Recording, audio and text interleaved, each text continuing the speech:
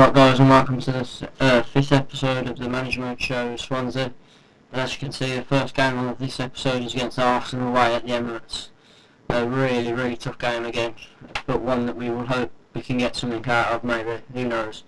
What a beautiful stadium this is though. The Emirates Stadium holds 60,000 leather seats all the way around the ground. So the two teams, first of all, start for the home team Arsenal. They play a 4-3-3 formation, with Robin Van Persie, no surprise, him being included up front, up top. And as for Swansea, I decided to play a 4-3-2-1 formation. It was a strange choice, even on my behalf as well. But I decided I wanted to try and contain him. Anyway, Sinclair here with a great chance, saved by Fabianski. He goes through again on goal, but this time he hits the side netting with a poor tame effort in the context of the chance that he did make, through a great run there. But anyway, moving on. And as you can see, this is from the resulting goal kick of that chance. Arsenal route one, surprisingly. I mean, you know, when you see Arsenal, and it's a shocking tackle, and he's put the ball into the back of it. But you know, we can't be doing with sliding in like that. And I've got to learn from that. It was a tame, stupid mistake. You know, even I'll admit that, guys. Trust me. Alright, so moving on. And I had a good chance there with Joe Allen, just didn't quite hit the target. Again, another chance from Scott Sinclair there, forcing a good save from Fabianski.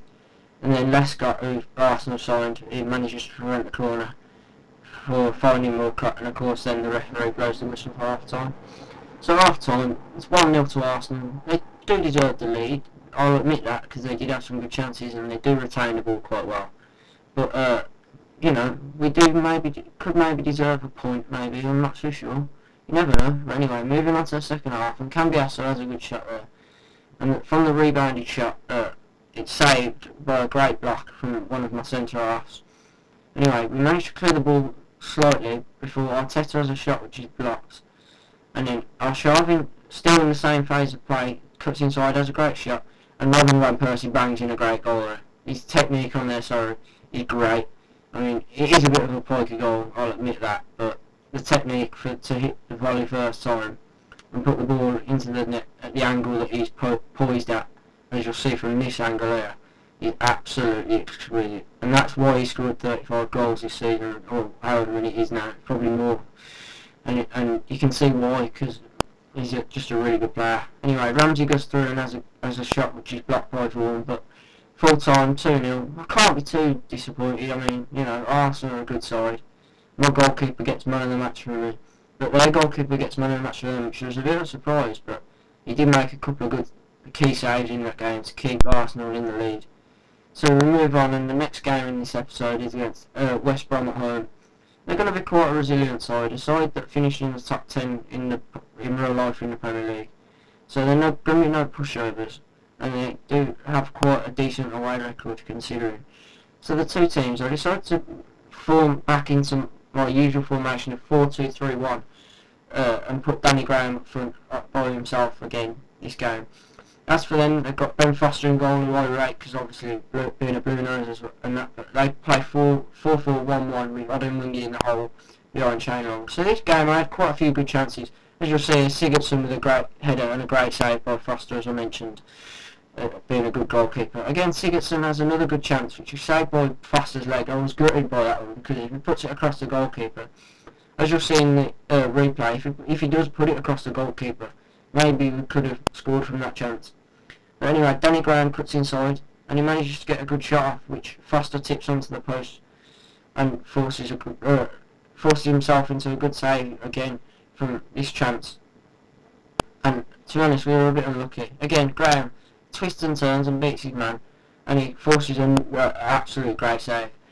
So half time is 0-0. I didn't click on the in-game 0-0 at half time, so I just put that in. Shane Long there with a good chance, which he may get fouled from, but he doesn't give anything. Graham with a chance there as well, tamely over the bar, and another good chance which Foster manages to save from Graham again, which is, you know, as you can see from the replay, just look at the save, look at his save. He keeps him in the game, Foster does, all throughout the game. The number and amount of chances that we create, and he saves them. Again, Scott Sinclair comes inside, and that's a good chance. And then Scott Sinclair goes through in the 82nd minute, and we expect him to score, but Foster is there in front of us again.